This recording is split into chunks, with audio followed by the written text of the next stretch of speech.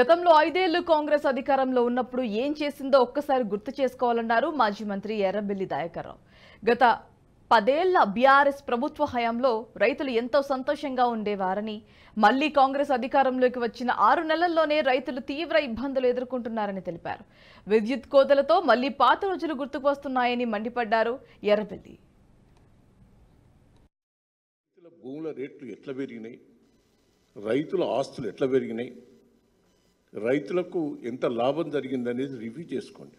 ఇంత మునుపు నిరంజన్ రెడ్డి గారు చెప్పినట్టు 4,50,000 కోట్లు మీరు రైతుల కోసం ఖర్చు పెట్టారు.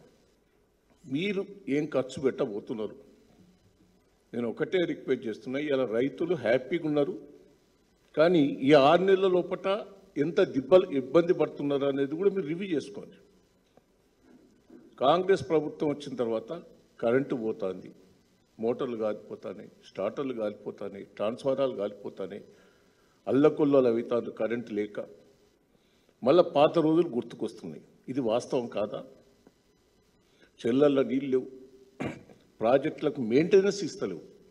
6 మంత్స్ నుంచి మెయింటెనెన్స్ లేదు, దేవాదులు లేదు, కాళేశ్వరం లేదు, అన్ని ప్రాజెక్టులు మెయింటెనెన్స్ లేక నీళ్లు వస్తలేవు. చేతులు ఎత్తేసినారు దేవాదుల వాళ్ళు. దాన్ని వాస్తవం కాదా? మీరు బిల్లులు కూడా ఇస్తలేరు. ఇవాళ చెల్లెళ్ళకు నీళ్లు నిండుతలేవు. మీ మీ మీ ఆర్గనైజేషన్ మొత్తం కుప్పగూలిపోయింది. రైతులు అల్లకొల్లం అవుతున్నారు. ఇది వాస్తవం కాదా?